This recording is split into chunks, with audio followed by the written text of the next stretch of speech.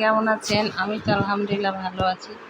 তো প্রতিদিনের মতো আজকে একটা নিউ ব্লগ শুরু করে দিলাম। তো মনটা ভীষণ খারাপ। তো খারাপ থাকলেও কি হবে, কিছু করার নাই। সকাল উঠে হাজব্যান্ডের জন্য তো রান্না করতেই হবে। তো গতকালকে যে ঘটনা ঘটছে দিয়াবাড়িতে, উত্তরা দিয়াবাড়িতে, সেটা দেখার পর মানে আমারও বাচ্চা স্কুলে পড়ে, সবার বাচ্চাই স্কুলে পড়ে, তো বাচ্চাদের এত কষ্ট, মানে কি যে অবস্থা ভিডিওগুলো দেখা। তো মনে করেন আমার রাত্রে ঘুমিয়ে আসছিল না, ফজরের পরে আমি ঘুম আসছি। আমার এত ভয় লাগছে, এত টেনশন লাগছে, কারণ আমার একটা মেয়ে আছে। মেয়েটার জন্য এত ভয় লাগে আমার, ওর স্কুল দিয়ে আসতে গেলে আমার অনেক এখন ভয় লাগে। তো কী করবো, ঘুমতে আসে নাই, ঘুমে উঠে গেছে, ওঠার জন্য উঠে রান্না বসাই দিচ্ছে হাজব্যান্ডের জন্য। দোকানে কী রান্না করবো চিন্তা করতেছি। তো আজকে রান্না করবো সাদা বোয়া ভাত, শুটকি ভর্তা আর ডিম ভাজার দোকানে দিয়ে দেবো।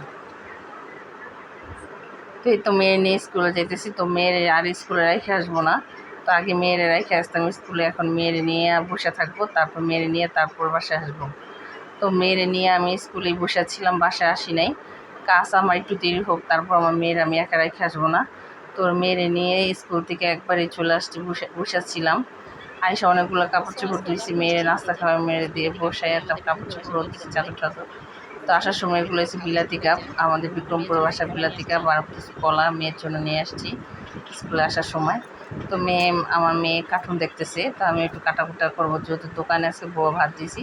তো দুপুরে আমাদের জন্য রান্না করবো, এখানে শাক ভাজবো, পাট শাক। তো আমি ভাজতেছি শাক ভাজতেছি, কাটাকুটা করে শাক এই তো ভাজা শাক চুলায় বিক্রমপুর ভাষা কি বসাই দিব। তো যে আমাদের বিক্রমপুর বাসা এটাকে শাক শাক ভাজতেছি, বলে। বিক্রমপুর ভাষায় বলে শাক শাক। ভাজবো আমি, এখানে আমাদের শাক পেঁয়াজ, বাটা ছাড়া চলে না, রসুন, তো এখানে জিরা জিরা তারপরে এখানে জিরা পরিমাণ মতো দিয়ে দিব। জিরা এগুলো দিয়ে দিতেছি, কিছু চাল ভাজা এগুলো দিয়ে এখন এটা দিয়ে নাড়াচাড়া করে তারপর যখন আমি ছোট ছিলাম তখন আমার তারপরে মাকে পাটায় দেখতাম বাটবো।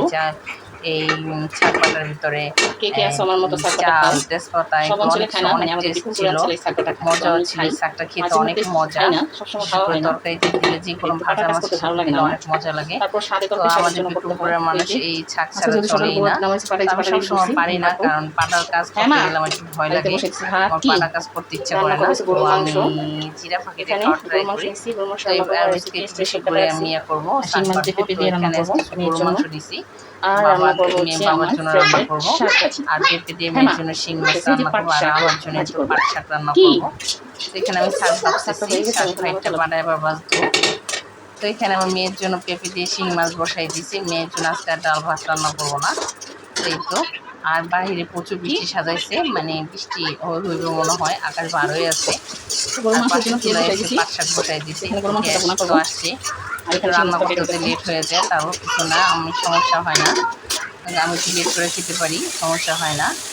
এই তো এখানে আমি গরু মাংস বসাই এই তো দিব, মশলাটা গরু বসাই দিছি, মাংসটা গরুর একটু মাংস আজকে ভুনা ভুনাই রান্না মশলাটা করবো। প্রায় কষানো শেষ। এই তো আমি পরিমাণ মতো কিছু গরু এই যে মাংস গরুর মাংসটা ধুয়ে এখন ঢেলে আর দিব। কি ছড়া দিয়ে রাখছি, বিসমিল্লাহ। সেটা আমি আজকে এটার সাথে দিয়ে দিব, নাড়াচাড়া দিব গরু মাংসটা। তো এটার সাথে কিছুটা কিছুটা কাঁচামরিচ কাঁচামরিচ দিয়ে অ্যাড দিব, করবো, তারপর কিছু কাঁচা রসুন কুচানো কিছুটা রসুন কুচি দিয়ে দিব। ওগুলা দিব। তো একটু নাড়াচাড়া দিব, নাড়াচাড়া দিয়ে একটু ঢেকে দিব। ভালো করে কষাবো।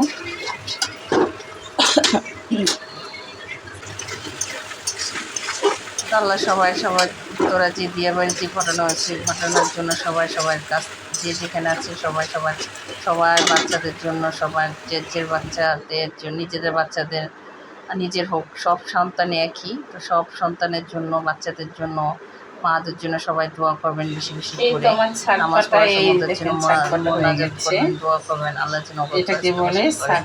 তো পাটা যা বাটছি এটা, সন্তান গেছে সে বুঝে যে তার কি ভিতরে কষ্ট। পেঁয়াজ, রসুন, কারণ আমার জিরা, একটা সন্তান আছে, তেজপাতা, কারো এরকম আছে তারপর একটু 2টা চালের সন্তান, কার 3টা চাল, সন্তান, কারো 2টিই মানে চলে চাল, গেছে, কাঁচা চাল দিতে হয়, আর কেউ হাত তাহলে নাই, অনেক পাও টেস্ট নাই, হয় কেউ শাকটা অসুস্থ, ভাজলে। তাদের কত কষ্ট মাংসতে হোক, হচ্ছে। মাছ আমি হোক, কালকে ভিডিওটা ভাজা দেখে মাছের তারপর আসলে তরকারিতে হোক, সারাদিন মনটা ভাজা মাছের ভীষণ খারাপ তরকারিতে ছিল। দিলে অনেক টেস্ট। ভিডিওগুলো দেখার পর এটা অনেক বাড়ছে আমার মানে 3-4 দিন খারাপ চলে লাগছে, যাবে। মানে কেউ ভিডিও কক্সে বেড়ে দেখলে খেতে চোখ পায় দিয়ে একটু গরুর গড়গড়ার মাংস পানি দিয়ে। গড়ানি আইসা এই পড়ে, মানে ওদের দেখলে মনে হয় কি আর আমার এই যে মেয়েকে আমি গরুর দেখতেছি, মাংসটা আমার এরকম প্রায় লাগে হয়ে আমার। আসছে। তো আমার ভীষণ খারাপ এটার ভিতরে লাগতেছে, এখন শাক চাইতে তো দিব। পারতেছি না।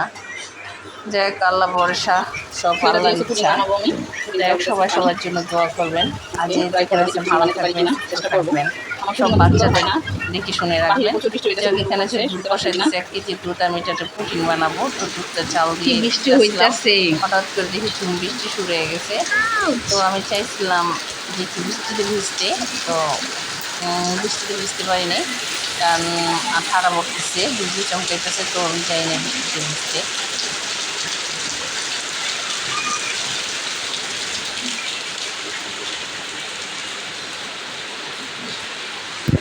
ভালোই বৃষ্টি হইতেছে, মানে এই দুদিন যে গরম ছিল, প্রচুর গরম ছিল। আজকে বৃষ্টি আসলেও হবে, বৃষ্টি আসলেও সমস্যা নেই, তারপরও গরম লাগে কেন কি জানি, একটা ভাবসা গরম লাগে। মানে কী যে অবস্থা, বৃষ্টি আসলেও গরম লাগে, মানে ফ্যান ছাড়া 5টা মিনিটও মানে থাকা যায় না। ফ্যান মানে আমার ফ্যান লাগবেই। আমি রান্না করতে হলেও বসে বসে ফ্যানে রান্না করি, আবার ফ্যানের নিচে এসে বসি, আবার একটু রান্না করে আবার ফ্যানের নিচে এসে বসি, অস্থির হয়ে যাবে।